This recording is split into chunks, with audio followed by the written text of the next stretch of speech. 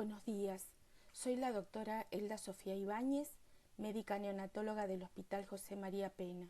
Continuando con el curso, el tema que nos toca hoy es de lactancia y leyes y a continuación espacio amigo de la lactancia. Sabemos que la lactancia materna es la estrategia de salud pública de más bajo costo y de mayor impacto para disminuir la morbimortalidad materno-infantil. La leche humana es un tejido vivo, es el estándar de oro para alimentar a los bebés y es inimitable. De ninguna manera puede ser comparada con una fórmula artificial. Por ese motivo existe el Código Internacional de Comercialización de Sucedáneos, así como también existen leyes para proteger la lactancia materna. Para lograr regular la promoción y venta indiscriminada de fórmulas artificiales para lactantes es que en 1981 los organismos internacionales formularon en la Declaración Conjunta de la OMS con la UNICEF el Código Internacional de Comercialización de Sucedáneos de la leche materna. ¿Qué es un sucedáneo de la leche materna? Es todo alimento comercializado presentado como un sustituto parcial o total de la leche, sea o no adecuado para ese fin. Los sucedáneos nunca igualan las propiedades de la leche materna y solo serán indicados en los pocos casos clínicos que lo justifiquen. Para cuidar de la salud de los niños y de las niñas, la Organización Mundial promulga en 1981 este código que rige en todos los estados que son miembros. En nuestro país forma parte del Código Alimentario Argentino, que es una ley nacional. Tengamos en cuenta que las muestras gratis, sobre todo si se distribuye al personal de salud, son una promoción muy peligrosa, porque cambiar el preparado es fácil, pero volver a amamantar después no tanto. El bebé, al probar estas preparaciones, se acostumbra a la tetina artificial y rechaza el pecho. Entonces, mientras el bebé toma el preparado, mientras tanto la producción de leche por parte de la madre disminuye. Por eso es que en las paredes de los establecimientos de salud no debe haber carteles con la identificación de la compañía, porque esto establece una asociación inconsciente entre el producto y la institución. Los regalos o atenciones de las compañías para los trabajadores de salud no son gratuitos, porque los hacen sentir en deuda con ellos. Entonces, ¿cuáles son las reglas de un juego limpio? No se pueden publicitar fórmulas lácteas, alimentos infantiles, ni utensilios como chupete, biberones, etc. No se debe alentar su uso desde los servicios de salud. No entregar muestras gratis. No permitir el contacto de promotores con las madres en los servicios de salud. El personal no debe aceptar de los fabricantes estos productos, ni regalos, ni patrocinio de eventos, ni donación de equipos con la marca de uno de ellos. No usar en el material de trabajo en salud publicidad de estos productos que identifiquen la fórmula artificial. El material de promoción entregado a los profesionales solo debe contener información científica y objetiva. Incluir en todas las etiquetas en forma clara las ventajas de la leche humana. No promover productos no adecuados para la alimentación del bebé. Estos son muestras de elementos. Acá tenemos un recetario o para medir el perímetro cefálico en donde está inscripta la marca de la leche, y esto no se puede permitir en los de salud. Existe un término que es la responsabilidad médica. En el capítulo 3 del nuevo Código Civil y Comercial de la Nación, entiende la responsabilidad médica como la obligación que tiene todo profesional de reparar el daño causado por su accionar u omisión a un tercero en el ejercicio de su actividad profesional. El Código Civil trae además una innovación en materia de responsabilidad, que es la función preventiva, o sea, que tiene que tratar de evitar producir un daño o lesión por el accionar u omisión en el acto médico, su continuación o su agravamiento. Y dijimos que la alimentación con leche humana es como una primera vacuna, porque le transfiere todos los anticuerpos de la mamá al bebé. Entonces, ¿cuál es la responsabilidad médica en la lactancia? La lactancia es un derecho de los niños y de las niñas. Trae aparejado un sinnúmero de beneficios tanto para los bebés como para los progenitores, la familia y el Estado. La indicación de fórmula, salvo excepciones, provoca el fracaso materno de amamantar y perjudica el desarrollo del niño. Y la responsabilidad es de todo el equipo de salud, tocoginecólogos, neonatólogos, pediatras, médicos en general, obstétricas, enfermeras, etc. Entonces, vamos a mencionar esta primera ley, la ley de parto respetado, es la ley 25.929, fue sancionada y promulgada en el 2004. Toda mujer tiene derecho a un embarazo planificado y a un parto seguro y respetado, y todo niño tiene el derecho de nacer en el nivel de complejidad que le corresponde según su riesgo. Entonces garantiza a la mujer la elección de quién la acompañará durante el parto y prioriza el parto natural sobre la cesárea. Debe considerarse obviamente una excepción cuando el parto vaginal entraña un riesgo para la madre o el bebé, por ejemplo un trabajo de parto prolongado, sufrimiento fetal o porque el niño tiene una posición anormal. En este caso la cesárea salvaría la vida de uno o de los dos. El problema surge cuando se hacen cesáreas sin una indicación médica precisa, son las famosas cesáreas programadas. ¿Y por qué perjudica esto? Porque cuando hay una cesárea, en la mayoría de los casos se separa al bebé de la mamá y se atrasa el primer contacto del bebé con la mamá y en la puesta al pecho. Entonces esto puede perjudicar el futuro de esa lactancia. Sabemos que cuando el parto fue controlado, la mamá tiene su parto natural, sin estrés, la producción de leche va a ser óptima, sobre todo si existe el contacto piel a piel en esta primera hora de vida. El artículo 2 de la ley de parto respetado menciona que la mamá tiene derecho a ser informada sobre las distintas intervenciones médicas, a ser considerada una persona sana, a un parto respetuoso en los tiempos biológicos y psicológicos, a ser informada sobre la evolución de su parto, el estado de su hijo o de su hija, a no ser sometida a ningún examen o intervención cuyo propósito sea de investigación, a elegir quién la va a acompañar durante el parto, durante el trabajo de parto, el parto y el posparto. Este tiene que ser lo más placentero posible, a tener a su hijo o hija mientras esté en el establecimiento sanitario, a ser informada desde el embarazo sobre los beneficios de la lactancia y recibir apoyo para amamantar, a ser informada también sobre los efectos adversos del tabaco, del alcohol, de las drogas sobre el niño o niña. En el artículo 3 se refiere a la persona recién nacida. Tiene derecho a ser tratada en forma respetuosa y digna, a su inequívoca identificación, a no ser sometida a ningún examen o intervención cuyo propósito sea de investigación o docencia, a estar en internación conjunta con su madre, a que sus padres reciban adecuado asesoramiento e información sobre los cuidados para su crecimiento y desarrollo, así como el plan de vacunación.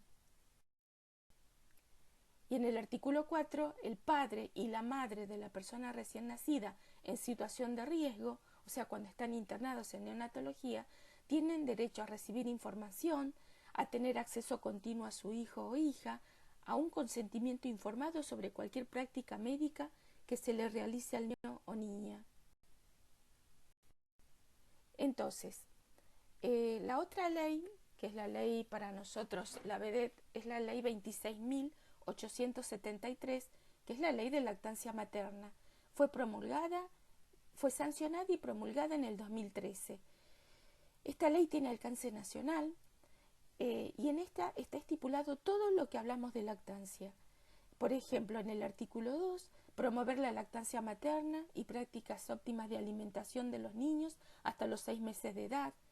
Promover la lactancia materna continuada, o sea, que empiece con la alimentación complementaria, pero sin suspender la lactancia hasta los 2 años de vida o más.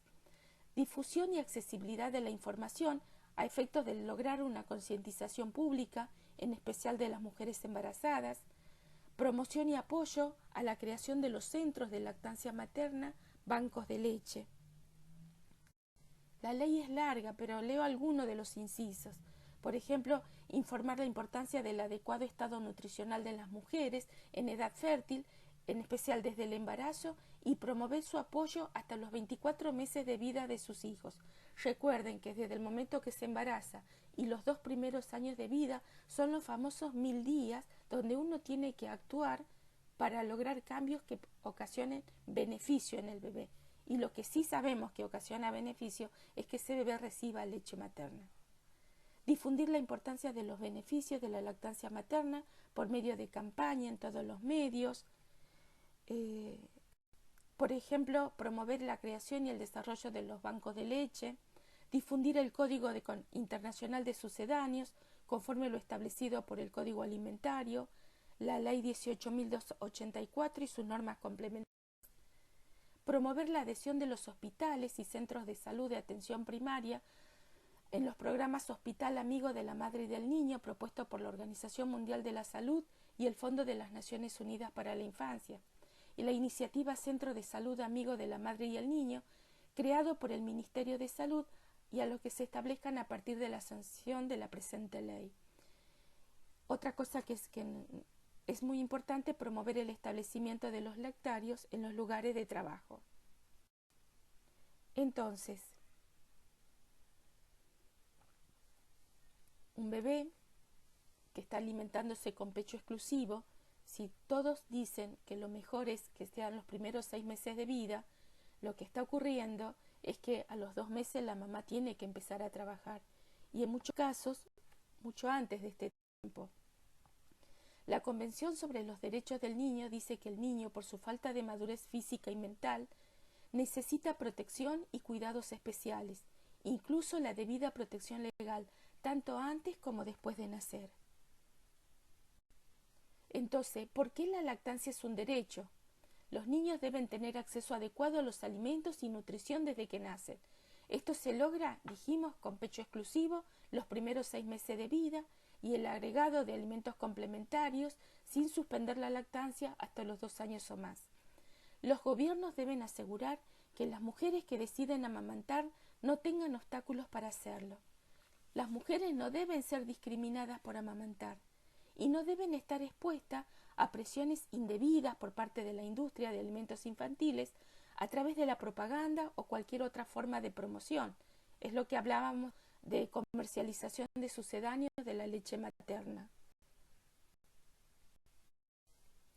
Entonces, cada vez con más frecuencia la mujer debe salir de su hogar para trabajar, y sabemos que se crea un fuerte vínculo afectivo entre la madre y el hijo en las primeras semanas de vida, pero cuando llega el momento de la separación hay sensación de abandono, sentimientos de culpa. El bebé, además de recibir su leche, que es el alimento ideal, recibe afecto, protección, ternura, calor, el olor de la mamá. Entonces, el final de la licencia por maternidad no tiene por qué marcar el final de la lactancia materna. El incumplimiento de las leyes que la protegen se hace evidente y las denuncias son cada vez menos frecuentes. ¿Por qué? Porque tiene miedo a perder el trabajo. Las licencias maternales, paternales y familiares forman parte de un conjunto de derechos que tienen los trabajadores y trabajadoras en la Argentina. Deben garantizar el derecho de todos los niños y niñas de estar acompañados por su madre y por su padre en los distintos momentos de la vida. Las licencias por maternidad son las que se otorgan a la madre antes y después del nacimiento del niño o de su adopción. Y las licencias por paternidad son el equivalente otorgado al padre.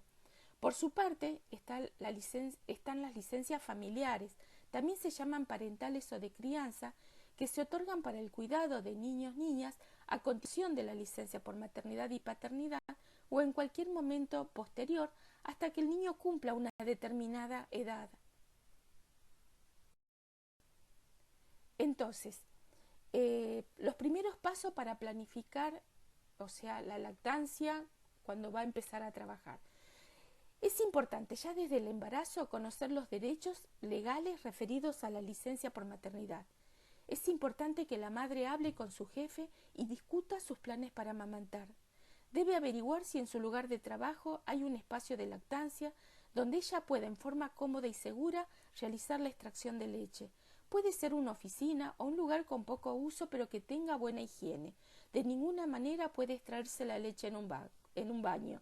Acá hay una propaganda, un afiche de UNICEF Es feo ver una mamá amamantando, como lo mismo ver un hombre comiendo en el baño. Eso no existe, no puede existir.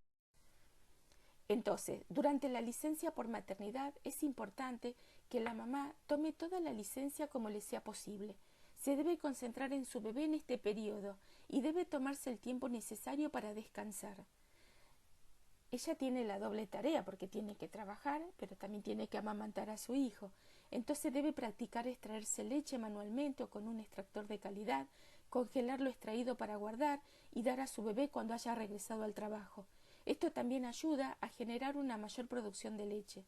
Tiene que encontrar un momento del día en que parezca tener mayor cantidad. Para algunas mujeres es temprano en la mañana, algunas inmediatamente después de que el bebé ha mamado, ya que en ese momento la leche ha bajado y fluye con facilidad. Mientras cuando empieza a trabajar, en los momentos que está en su casa tiene que amamantar todo lo que pueda, sobre todo aprovechar la noche y el fin de semana. El regreso debe ser gradual. Los empleadores deben apoyar y acompañar a las mujeres trabajadoras que amamantan porque es uno de los momentos más importantes de su maternidad. Trabajar no debe significar suspender el pecho.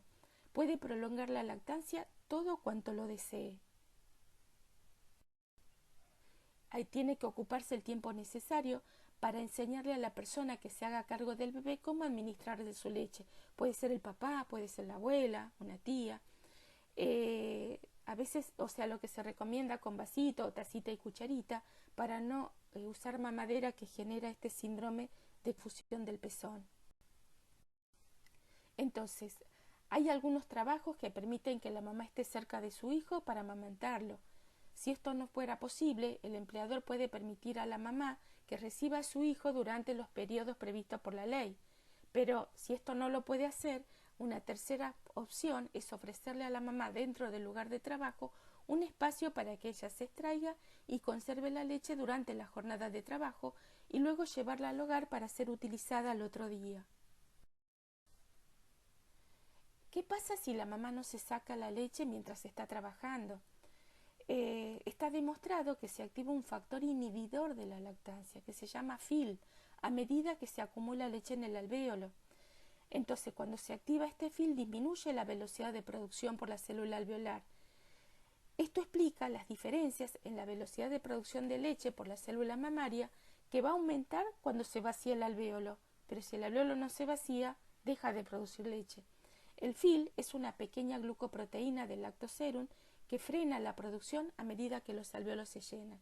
Por eso la producción se ajusta al consumo. Todo lo que limite la extracción eficaz acarrea baja en la producción. Todo lo que aumente la frecuencia contribuye a aumentarla. No es la capacidad materna de producir suficiente leche, sino la eficacia de la transferencia lo que regula la producción. Un empresario o empleador que facilita a sus empleadas el amamantar va a lograr una mejor satisfacción de las empleadas, mayor fidelidad de las mujeres con la empresa, menor ausentismo, mejora la imagen corporativa de la empresa. Amamantar no es un privilegio, es un derecho. ¿Qué deben hacer los gobiernos? Leyes que apoyen el amamantamiento. ¿Qué debe hacer el equipo de salud? Instrucción, apoyo y hacer cumplir el código de sucedáneos. ¿Qué deben hacer las madres trabajadoras? Informarse y hacer cumplir las leyes, y la sociedad brindar apoyo, solidaridad, ayuda.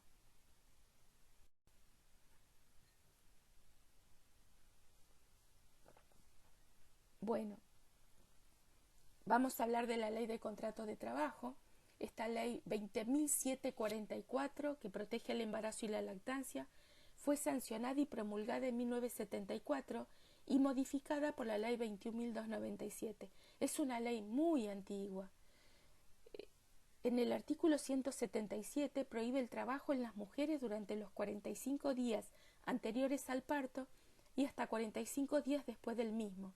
La interesada podrá optar presentando un certificado médico que se reduzca la licencia anterior al parto, que en tal caso no puede ser inferior a 30 días. El resto del periodo de la licencia se acumulará al periodo de descanso posterior al parto. Si nace prematuro, o sea, todo ese periodo de tiempo que no gozó antes se suma al posterior, pero siempre completando los 90 días.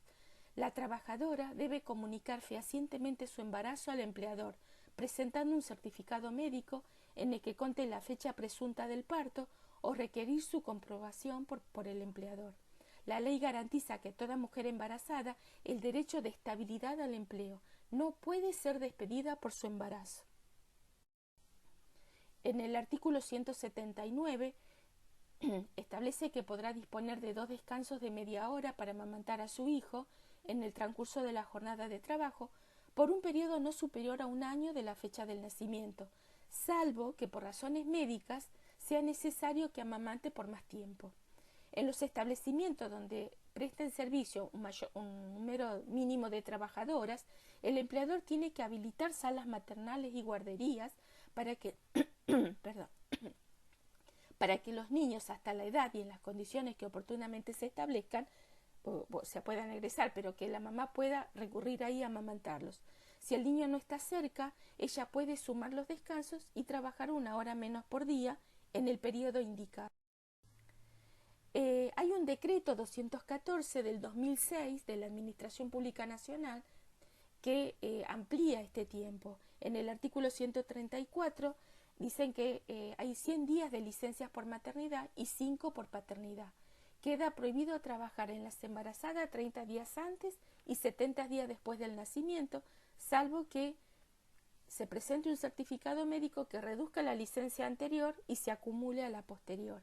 Y en su artículo 137 habla de los descansos por lactancia, que son 2 descansos de 1 hora, que puede ser que ella ingrese 1 hora más tarde o salga 1 hora antes, o bien durante su jornada laboral se tome descansos de media hora sumando estas 2 horas.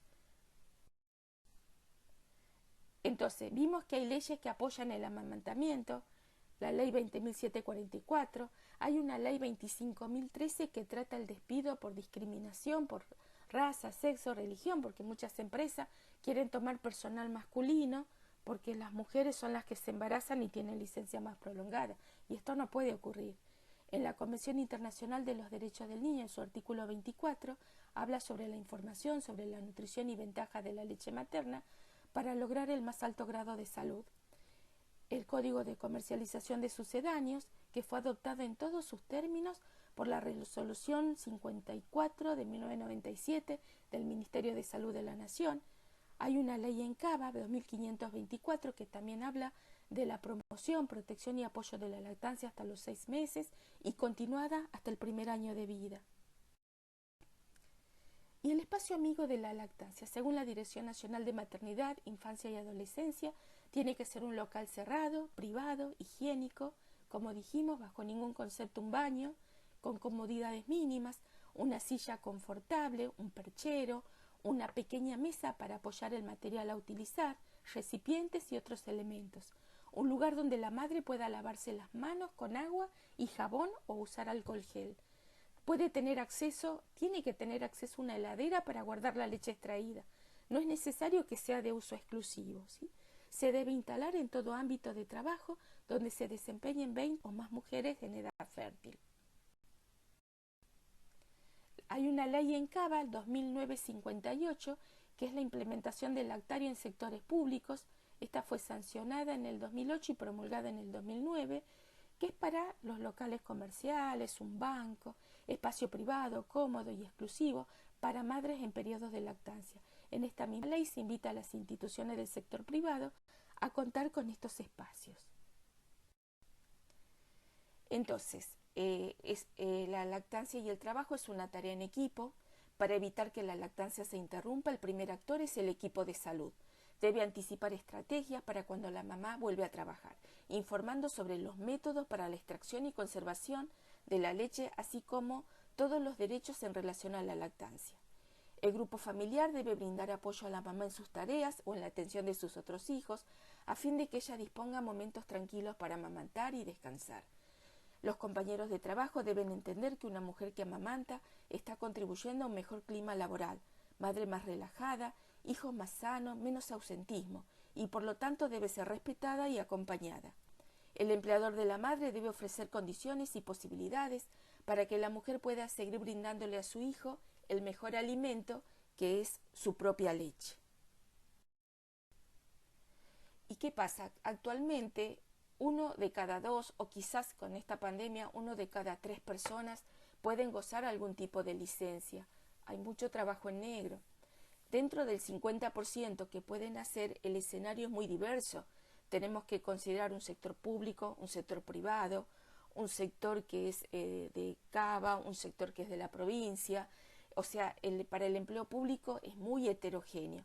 Las distintas jurisdicciones, empresas o sectores del campo laboral han establecido por convenio condiciones superadoras, o sea, por ejemplo, días más prolongados de licencia por maternidad.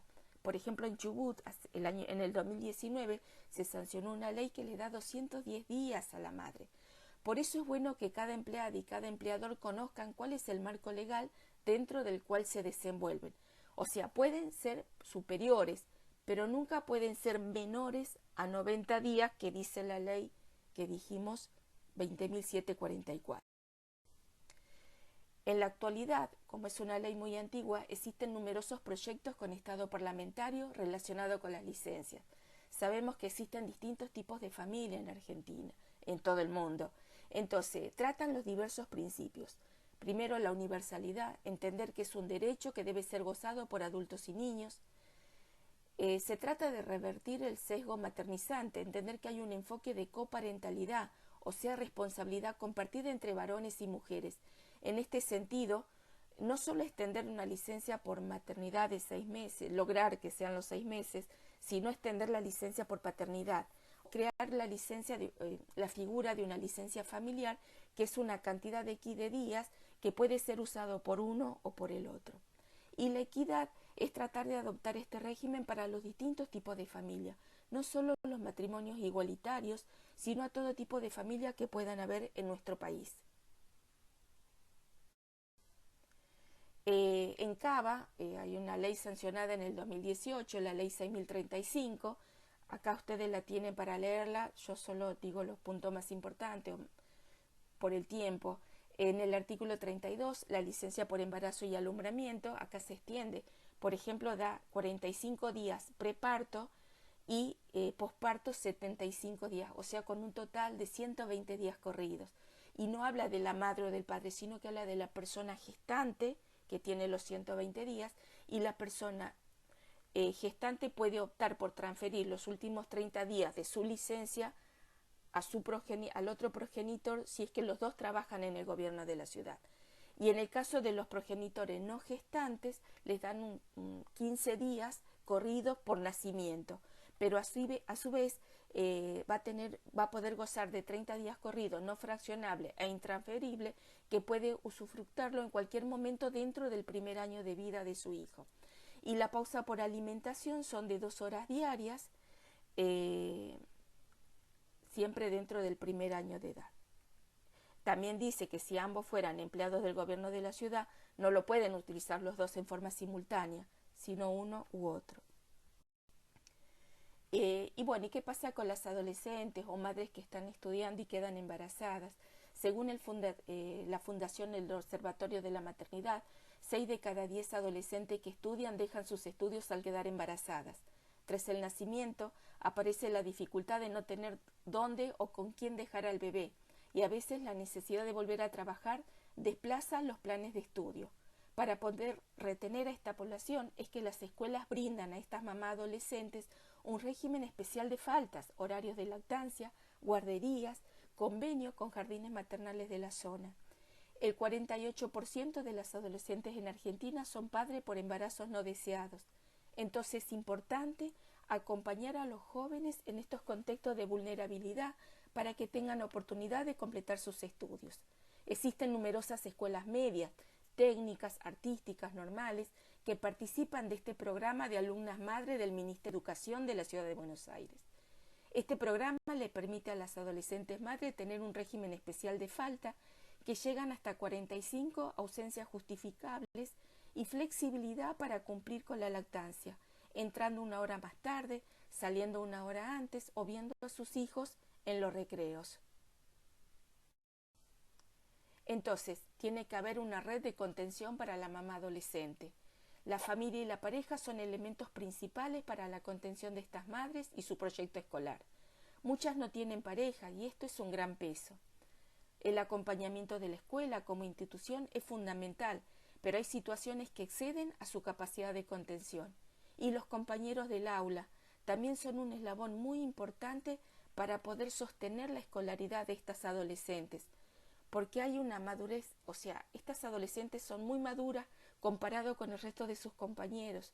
Por eso viven realidades muy diferentes. Es importante que ellos sepan entender esta situación. Entonces, para terminar, recordemos que la alimentación en los primeros 1000 días de vida condiciona la salud de una persona por el resto de su vida. Entonces es fundamental promover y apoyar la lactancia materna. La responsabilidad es de todos, pero es fundamental el rol de las empresas y el Estado.